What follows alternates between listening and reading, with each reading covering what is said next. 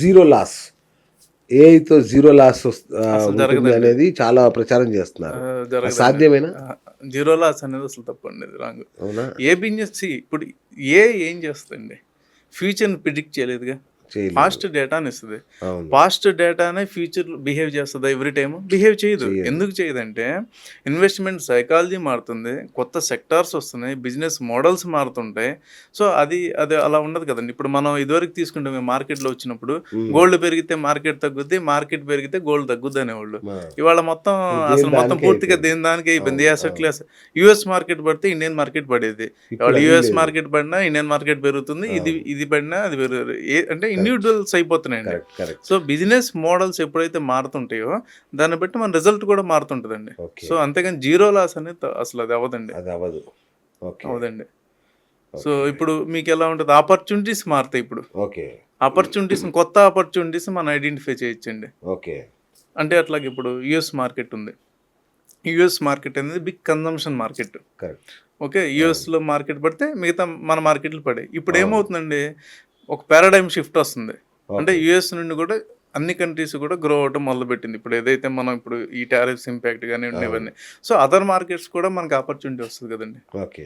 ఇప్పుడు not only US market కాదు కదా, యూరోప్ మార్కెట్ ఆపర్చునిటీ ఇప్పుడు అన్నీ రావచ్చు, వచ్చేసినాయి కదా. తైవాన్ మార్కెట్ రావచ్చు, Indonesia market. Being investor you need to find opportunity. Correct. మీకు జియో పాలిటిక్స్తో సంబంధం లేదు, అవును. మీకు ఆపర్చునిటీ ఉందా లేదా అంతే. ఆపర్చునిటీ ఇప్పుడు ఏమవుతుంది, ఇదివరకు 1-2 మార్కెట్సే ఉండే ఎక్కువ. అవును. ఇప్పుడు ఏమవుతుంది, దీనివల్ల ఆపర్చునిటీస్ పెరుగుతున్నాయి. పెరుగుతున్నాయి. కరెక్ట్. తైవాన్ మార్కెట్ పెరగచ్చు, అవును. లేకపోతే ఇంకోటి ఇండోనేషియా మార్కెట్ పెరగచ్చు, చైనా మార్కెట్ రైజ్ అవ్వచ్చు. అవును. సో ఇలా ఆపర్చునిటీస్ డిస్ట్రిబ్యూట్ అవుతాయి కాబట్టి ఆపర్చునిటీస్ మనం ఏఐ ద్వారా క్యాప్చర్ చేయగలం. ఓకే. ఎక్కడెక్కడ ఏ మార్కెట్ ఎలా నడుస్తుంది, ఏ సెక్టార్ నడుస్తుంది, అక్కడ ఏ సెక్టార్లో ఎక్కువ గవర్నమెంట్ తీసుకుంటుంది, ఇదంతా కూడా మనకి ఇన్ఫర్మేషన్ ఈజీగా వస్తుంది కాబట్టి డెసిషన్ మనం తీసుకుంటాం. ఎస్, నా పోర్ట్ఫోలియో నేను ఇంటర్నేషనల్ మార్కెట్లో డైవర్సిఫై చేస్తున్నాను, చేస్తున్నాను. ఇండియన్ మార్కెట్స్లో ఇంత పెట్టాను. సో నెక్స్ట్ 25% నా పోర్ట్ఫోలియోని అదర్ మార్కెట్స్లో డిప్లాయ్ చేస్తున్నాను. ఓకే. ఈ మార్కెట్ మనకు పెర్ఫార్మెన్స్ తక్కువ ఇచ్చినా అదర్ మార్కెట్స్ పెర్ఫార్మ్ చేస్తే ఓవరాల్గా మనం పాజిటివ్లో ఉంటాం. ఓకే. ఈ డెసిషన్ మేకింగ్ అంటే ఏదైతే ఈ జడ్జిమెంట్ ఉందో అవును. ఇది మనం ఏఐ ద్వారా ఈజీగా తీసుకోవచ్చు. ఈజీగా తీసుకోవచ్చు. ఇదివరకు మనకి ఇన్ఫర్మేషన్ కరెక్ట్గా వచ్చేది కదా, ఏ అవును. వెబ్సైట్ చెక్ చేయాలి, ఎక్కడికి వెళ్ళాలి, అక్కడ ఉన్న జియో పాలిటిక్స్ ఏంటి మనకు తెలియదు. తెలీదు ఇప్పుడు కదా. ఏఐ ఏంటంటే అదంతా అస్సలు కూడా అవును. ఈజీగా మనకు Yes, వస్తుంది. yes. సో అంటే పాస్ట్ డేటాను బట్టి ఫ్యూచర్ ఉండదు. ఓకే. పాస్ట్ డేటాను మనం తీసుకుని ఫ్యూచర్ యాంటిసిపేషన్ మనమే మనమే చేసుకోవాలి. చేయాల్సిందే. Yes. ఓకే. ఓకే. ఓకే. అది. Right sir. ఏఐతో ఈ ఫ్లాష్ క్రాష్కి ఏమైనా అవకాశం ఉందా? అంటే క్షణాల్లో కుప్పగూలిపోయి మార్కెట్ అంతా మొత్తం లాస్లోకి వెళ్ళిపోయి అట్లాంటి ప్రమాదం ఏమైనా ఉందా? అలా ఏముండదండి. ఆ. న్యూస్ బేస్డ్ అంటే న్యూస్ ఇంపాక్ట్ ఉంటుంది తప్ప ఆ. ఏఐ వల్ల అంత ప్రమాదం ఉండదండి. అంటే మీకు ఆల్గోస్ క్రియేట్ చేస్తున్నాయి కానీ ఏఐ వల్ల లేదండి. ఓకే.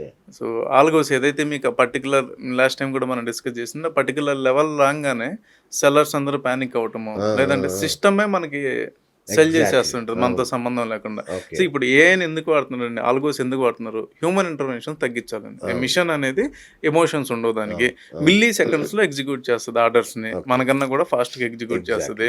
దానికి మనం ఒక సెట్ ఆఫ్ పారామీటర్స్ ఇస్తాం, పారామీటర్స్ రాగానే ఎగ్జిక్యూట్ అవుద్ది. పారామీటర్స్ రానంత వరకు మైనస్ చూపించినా కూడా అది హోల్డ్ చేస్తూనే ఉంటుంది కదండి, మనం అయితే చేయలేం. అంతే కదా. సో అదొక్కటే కదా ఇక్కడ మనం చేయగలిగింది, అంతే తప్ప అంత డ్రాస్టిక్ చేంజ్ ఏమి ఉండదండి. ఓకే. ఇప్పుడు ఏఐ కూడా మన ఎమోషన్స్ని వాడుకొని లేదంటే మన ఎమోషన్స్తో ఆడుకుంటూ తప్పుడు ట్రేడింగ్ వైపు తీసుకెళ్లే అవకాశం ఉందా? ఉండదండి. అసలు అక్కడ ఎమోషన్స్ ఏఐ చేయదు కదండి.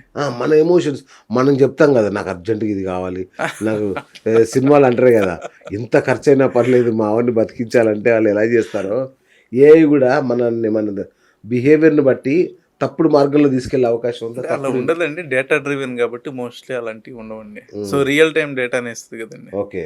రైట్. ఇంకొకటి విన్నా నేను, ఈ ఏఐ ఆల్గరిథమ్స్ అన్నీ కూడా ఒక్కటైపోయి వాళ్ళకి కావాల్సినట్టుగా మార్కెట్ను డ్రైవ్ చేస్తుంది అనేది కూడా ఒక రూమర్ ఉంది. అలా జరిగే ఛాన్స్ అంటే ఏ విధంగా అండి డ్రైవ్ అంటే?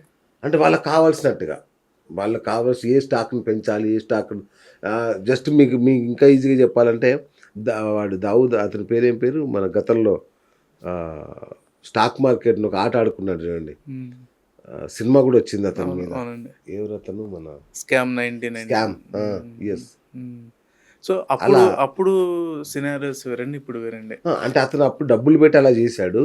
ఇప్పుడు ఇవి కూడా ఏ ఆల్గారిథమ్స్ అన్నీ కూడా ఒకటైపోయి మార్కెట్ను వాళ్ళకి కావాల్సినట్టుగా నడిపిస్తున్నాయని ఒక వాదన ఉంది. అది అది జరుగుతుందా? అలా అంటే అంటే ఇది ఎప్పుడు వచ్చిందంటే మొన్న రీసెంట్ గా అది మన ఒక సెబీ ఒక ఇది ఇష్యూ అయింది కదండి ట్రేడింగ్ ది. అవును, అవును, సో అంటే అవును. వాళ్ళు ఏం చేశారంటే క్యాపిటల్ డిప్లాయ్ చేశారండి. ఓకే. క్యాపిటల్ డిప్లాయ్ చేయటం వల్ల వచ్చినటువంటి స్పైకులు తప్ప ఓ, ఏఐ వల్ల వచ్చింది కాదండి అది.